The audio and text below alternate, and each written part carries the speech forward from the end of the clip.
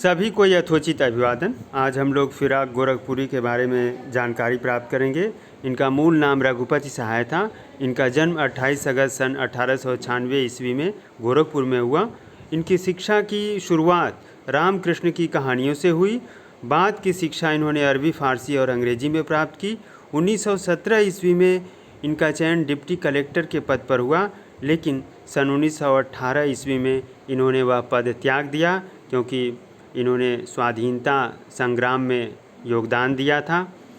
1920 में स्वाधीनता आंदोलन में हिस्सेदारी के कारण इनको 1.5 वर्ष की जेल भी हुई। इलाहाबाद विश्वविद्यालय में ये प्राध्यापक के रूप में कार्यरत रहे। वहाँ ये अंग्रेजी का प्राध्यापन किया करते थे। इनकी मूल रचना, या हम कहें कि इनकी जो सर्वाधिक प्रसिद्ध कृति है वो गुले नगमा है। गुले नगमा पर साहित्य अकादमी, ज्ञानपीठ और सोवियत लैंड नेहरू पुरस्कार इनको प्राप्त हुआ था। इनकी अन्य कृतियों में बज़्म ज़िंदगी, रंगे शायरी और उर्दू गज़ल गोई हैं। इनका निधन सन 1983 में हुआ। इनकी 2 प्रसिद्ध पंक्तियां हैं। अब तुमसे रुखसत होता हूँ, आओ संभालो साजे गज़ल, नए तराने छेड़ो, मेरे नगमों को नींद आती है। अर्थात इनको युग बोध था। ये समझते थे कि आने वाला समय परिवर्तनशील है, नए विषयों को जगह मिलेगी, नई कल्पना को ऊंचाई मिलेगी, नया भावबोध प्रमुखता से आकार लेगा। और इनकी रचनाओं में जो सबसे प्रमुख बात है वो ये कि लोक भाषा को भी इन्होंने अपने काव्य में, अपने साहित्य में पिरोया है। उर्दू शायरी का जो एक बहुत बड़ा हिस्सा है वो रूमानियत, रहस्य और शास्त्रीयता से भरा हुआ है, और लोक जीवन तथा प्रकृति के पक्ष उसमें उतने नहीं आ पाए हैं। लेकिन इनकी रचनाओं में ये विशेषता मिलती है, और इन्होंने प्रकृति को भी जोड़ा, लोक जीवन को भी अपने काव्य में जोड़ा है।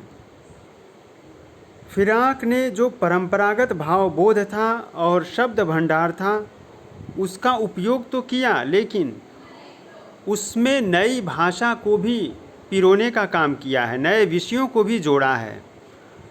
जो भी सामाजिक दुख दर्द इनकी अनुभूति में आया उसको उन्होंने व्यक्तिगत दुख दर्द के रूप में व्यक्त किया है। एक शायरी का इन्होंने ऐसा अनूठा महल खड़ा किया जिसमें भारतीय संस्कृति और लोक भाषा का भी समन्वय हुआ है। उर्दू में लाक्षणिक प्रयोगों की बहुलता देखने को मिलती है। मुहावरेदारी के लिए भी यह भाषा प्रसिद्ध है, और ये सारी विशेषताएं फिराक गोरखपुरी की रचनाओं में भी प्राप्त होती हैं।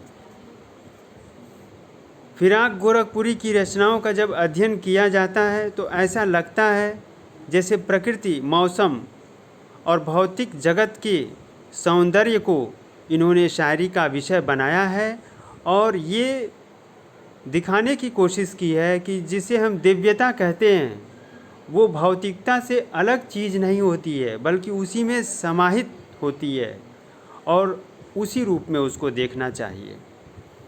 फिराक के जीवन और व्यक्तित्व तथा कृतित्व के बारे में संक्षिप्त जानकारी आज हम लोगों ने प्राप्त की, और इसके बाद इनकी जो रचनाएं किताब में दी गई हैं उनका भी परिचय हम लोग जानेंगे। धन्यवाद।